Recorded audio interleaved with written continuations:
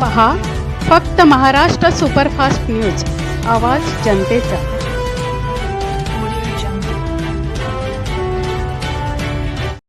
नमस्कार, महाराष्ट्र सुपरफास्ट न्यूजमध्ये आपल्या सर्वांचं स्वागत आहे। आत्ता जर संपूर्ण पाहायला गेलं तर अखंड महाराष्ट्रभर या ठिकाणी महानगरपालिकेची निवडणूक होऊन राहिली होती आणि त्याच पद्धतीनं आता जर पाहिलं तर महानगरपालिकेचा रिझल्ट लागल्यात त्वरित या ठिकाणी जिल्हा परिषद आणि पंचायत समितीसुद्धा या ठिकाणी निवडणूक लागलेली आहे। आणि जर पाहायला गेलात तर नालासोपारा परिसरामध्ये प्रामुख्यानं कोकणातली लोकं किंवा घाटावरची लोकं या ठिकाणी उपस्थित होतात आणि त्यांच्या माध्यमातून खरं तर राजकारण हे गावच्या पातळीवर सुद्धा होतं। आणि तशाच पद्धतीनं या ठिकाणी नालासोपारा परिसरामध्ये मी आहे नूतन विद्यालयामध्ये आणि नूतन विद्यालयामध्ये राष्ट्रवादी काँग्रेस पार्टीच्या माध्यमातून या ठिकाणी एक सभा आयोजित केलेली आहे। आपण थेट जाणून घेऊया त्या सभेचं काय स्वरूप आहे। सर, या ठिकाणी आपण उपस्थित आहेत, आपली एक पत्रकार परिषद आहे। आज कशा स्वरूपाची आज तुमची सभा आहे? खरं तर सातारा जिल्हा परिषदेच्या तळदेव गटातून मी उभा आहे। गेली 15-20 वर्ष मी राजकीय क्षेत्रामध्ये काम करतो आहे। हे काम करत असताना या 2026ची येऊ घातलेली निवडणूक आहे, त्याच्यामध्ये मला राष्ट्रवादी काँग्रेस पार्टीच्या वतीनं तळदेव गणाची उमेदवारी दिलेली आहे। ही उमेदवारी करत असताना गेली 10-15 वर्षाची या तालुक्यातल्या दुर्गम डोंगराळ या विभागामध्ये राहणाऱ्या माणसांची सेवा केलेली आहे। ही सेवा करत असताना माझा खरं तर मतदारसंघ भिलार गटामध्ये आहे, परंतु ही तालुक्यामध्ये केलेली सेवा आहे, त्या सेवेच्या जन आधाराच्या वतीनं मला त्या ठिकाणी उमेदवारी मिळालेली आहे। आणि ही उमेदवारी करत असताना खरं तर मला अभिमान वाटतो की राष्ट्रवादी काँग्रेस पार्टीनं एकमेव उमेदवार दिला आणि त्याला दुसऱ्या कुणीही उमेदवारी मागितली नाही आणि त्याच्यातच माझी खऱ्या अर्थानं अर्धी लढाई जिंकलेली आहे। खरं तर या सर्व गोष्टी करत असताना या मुंबईसारख्या ठिकाणी राहणारी माझ्या मातीतली माणसं ती या ठिकाणी दुर्लक्षित राहतात। त्यांचं मतदान कधीही करायला ती गावाकडे येत नाहीत, कारण त्यांच्याकडं मत मागायलाच कोण येत नाही, अशी परिस्थिती असते।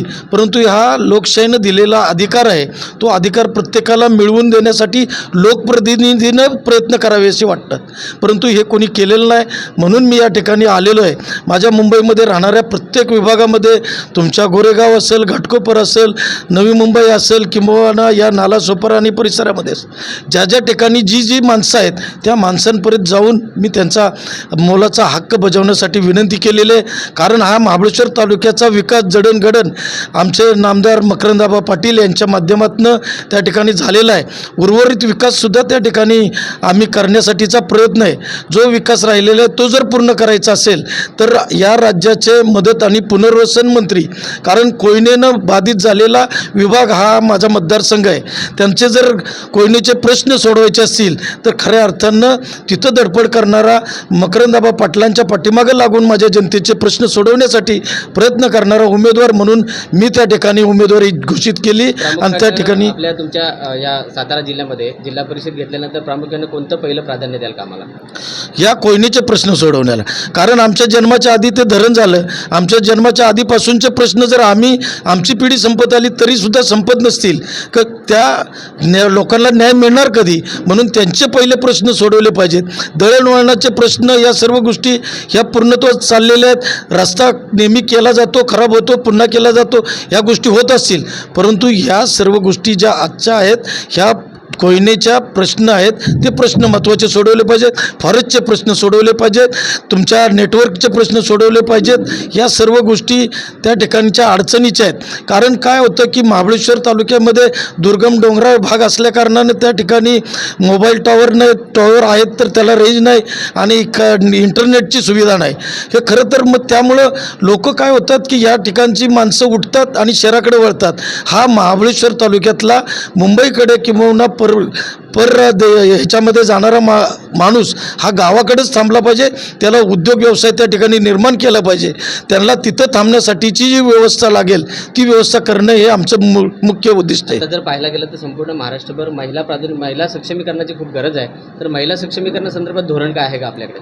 महिलांचे बचत गट तयार करणे, ते आम्ही पहिल्यापासूनच, मी जेव्हापासून राजकारणामध्ये पाऊल ठेवलं आहे, महिला बचत गट तयार करणे, त्यांना निधी उपलब्ध करून देणे, याच्या माध्यमातून त्यांना सक्षम करणे हा एकमेव उपाय आहे आमच्याकडं. आम्ही काय फॅक्टरीमध्ये कामाला जाऊ शकत नाही किंवा कुठं नाही, तर त्या ठिकाणी जे काय उत्पन्न मिळेल त्या उत्पन्नावरतीच तिथं उपजीविका साधन करणे.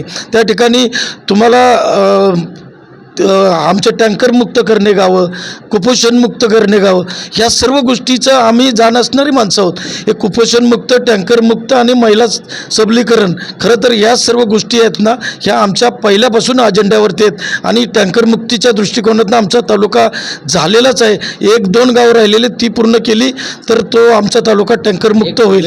एक उमेदवार म्हणून ग्रामीण भागातले मतदार आणि मुंबईचे मतदार यांना काय संदेश द्या?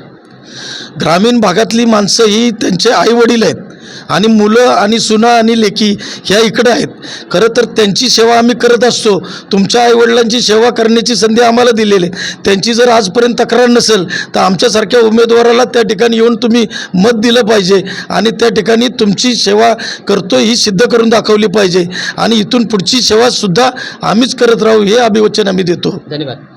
जाणून घेतले आता आपण यांच्या माध्यमातून. गायकवाड साहेब होते. गायकवाड साहेबांच्या माध्यमातून असा विषय या ठिकाणी आलेला आहे की ग्रामीण भागामध्ये जर आम्ही तुमच्या आईवडिलांना किंवा सर्वांना सक्षमीकरण करत असेल तर मुंबईमध्ये आलेले किंवा इतर ठिकाणी आलेले जे ग्रामस्थ आहेत त्यांनासुद्धा या ठिकाणी ग्रामीण पटलावरती येऊन आपल्या विकासासंदर्भात सहभाग घेणं हे प्रामुख्याने या ठिकाणी त्यांच्या माध्यमातून पाहायला मिळालेलं आहे. दुसरा महत्त्वाचा मुद्दा जर असेल महिला सक्षमीकरण असेल की वेगवेगळ्या मुद्द्यावर या ठिकाणी आज पत्रकार परिषद घेऊन त्यांनी एक जाहीरपणे आवाहन केलेलं आहे की जिल्हा परिषदेच्या निवडणुकीला जर परिवर्तन तुम्हाला हवं असेल तर प्रामुख्याने मला मत द्या, असं या पद्धतीनं आपल्याला पाहायला मिळालेलं सुद्धा आहे. महाबळेश्वरचे सर्वेसर्वा या ठिकाणी मला वाटतं तानाजी जाधव साहेबसुद्धा आहेत. त्यांच्या माध्यमातून सुद्धा या ठिकाणी परिवर्तन करण्याची सुद्धा आम्हाला प्रामुख्याने पाहायला मिळालेलं आहे आणि या ठिकाणी आलेले जे ग्रामस्थ आहेत त्या ग्रामस्थांना सुद्धा बऱ्यापैकी यांचं मार्गदर्शन या ठिकाणी झालेलं आहे. कॅमेरामॅन सचिनसह दीपक मांडवकर, महाराष्ट्र सुपरफास्ट न्यूज, नालासोपारा.